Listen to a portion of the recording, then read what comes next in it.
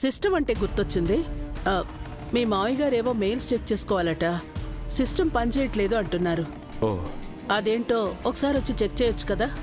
పదండి అత్తయ్య గారు.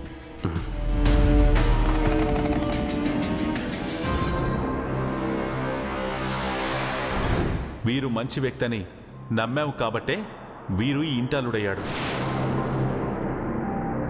అసలు వీరు అంటే ఎవరనుకుంటున్నావు నువ్వు? తనకి నా అనేవాళ్ళు లేకపోయినా కష్టపడి చదువుకొని జీవితంలో ఏదో సాధించాలనే ఆశయంతో పెదనాన్న దగ్గర చేరాడు.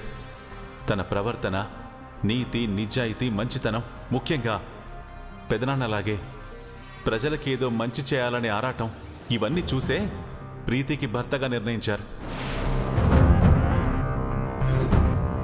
వీరు కూడా ఆ నమ్మకాన్ని నిలబెట్టుకుని ఎప్పటికీ ఈ కుటుంబ క్షేమం కోసం ఆలోచించే వ్యక్తిగా పెదనాన్నకి అన్ని విషయాల్లో తోడుగా నిలబడ్డాడు. రే రాహుల్, మన కాలేజ్ బంక్ కొట్టడానికి నువ్వు ఇంకెప్పుడు ఇలాంటి చెత్త ఐడియాలు ఇవ్వకు. మనం గోడ దూకి వెళ్ళేది ప్రిన్సిపల్ సార్ సీసీ కెమెరాలో చూశారనుకో. మనందరికీ వాయింపుడే. ఓకేనా? బాయ్రా. వదినా, కాఫీ ప్లీజ్.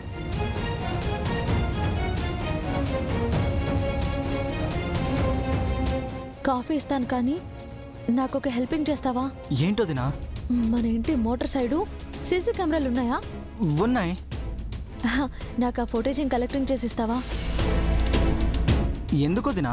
తర్వాత చెప్తాను, నువ్వు ముందు రా.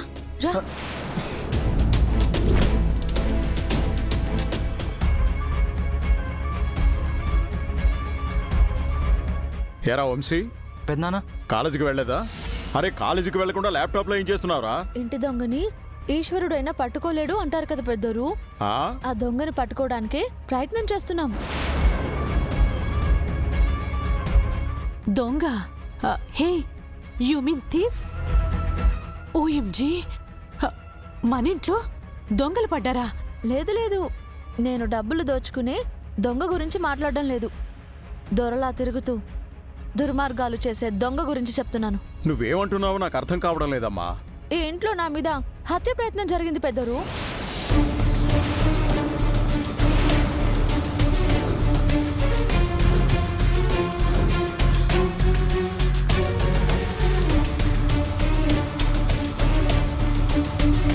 ఏం మాట్లాడుతున్నావు గంగా? నిన్నెవరైనా ఎందుకు చంపాలనుకుంటారు? అది కూడా ఈ ఇంట్లో. తన నిజ స్వరూపం బయటపడకూడదని నన్ను, నాకు తెలిసిన నిజాన్ని చంపాలని చూశారు. గంగా, నువ్వేం మాట్లాడుతున్నావో నీకు అర్థమవుతోందా? ఇంట్లో ఏదో ఒక సమస్య తీసుకొచ్చి దాన్ని రాద్ధాంతం చేయడం నీకు బాగా అలవాటైపోయింది. నువ్వేం చేసినా ఎవ్వరూ ఏవి అనడం లేదనే కదా ఈ పొగరు? లేదమ్మగారు, ఈ కుటుంబానికి నిజం తెలియాలని నా తాపత్రయం.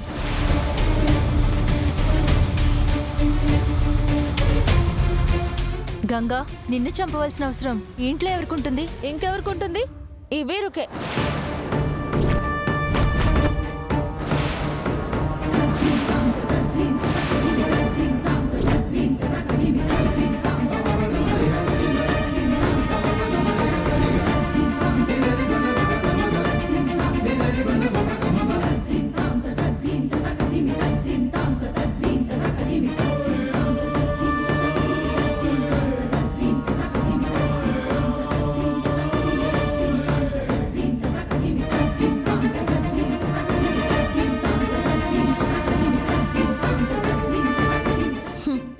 అయినా మీరెవరూ ఇది నిజమని నమ్మరు, నాకు తెలుసు.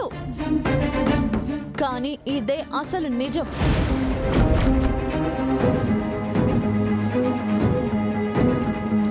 నేను భానుగారి కేసుని రీఓపెనింగ్ చేయించే ప్రయత్నం చేశానని, అదే జరిగితే భానుగారిని చంపింది వీరు అనే నిజం ఎక్కడ బయటపడుతుందోనని ఆ భయంతోనే నన్ను చంపాలని మోటార్ షాకింగ్ కొట్టేలా చేశాడు.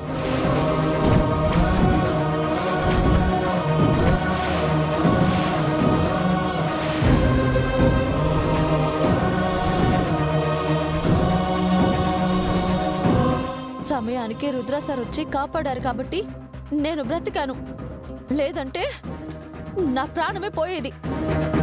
ఇదంతా వీరు చేసిన కుట్ర. గంగా,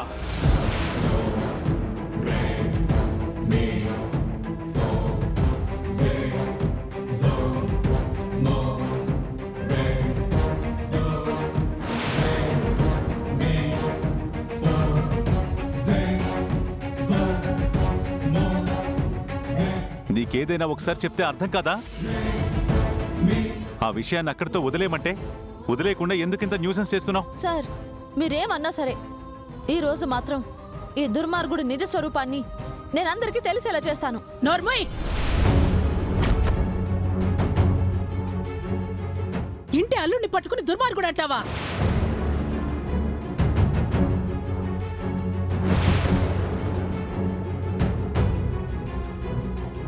అసలు ఇంటిని ఏం చేయాలనే ఉద్దేశంతో ఇంట్లో అడుగు పెట్టావు? ఇలా మా అందరినీ హింసించాలని వచ్చావా? లేదమ్మగారు, నేనెందుకు ఇలా అంటున్నానంటే, నేను మోటార్ వేయడానికి వెళ్తుంటే నన్ను వెళ్ళనివ్వకుండా ప్రీతి దగ్గరకు పంపించాడు. ఆ తర్వాత నేను మోటార్ వేయడానికి వెళ్తే నాకు షాకింగ్ కొట్టింది.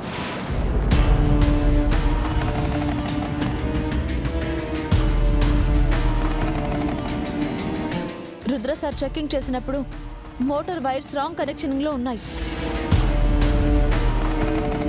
వీరు తప్ప ఎవ్వరూ చేసే అవకాశమే లేదు. బాగుంది గంగా. మోటార్లో ఏదో టెక్నికల్ ప్రాబ్లం ఉండి అలా జరిగి ఉండొచ్చు కదా, దానికి ఎందుకు వీరు బ్రోను అనుమానిస్తున్నావు?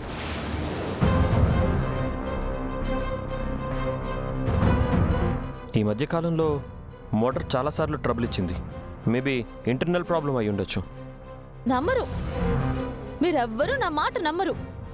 నాకు తెలుసు కదా, అందుకే మిమ్మల్ని నమ్మించాలని, మీ కళ్ళు తెరిపించాలని సీసీటీవీ ఫుటేజింగ్ తీయిస్తున్నాను.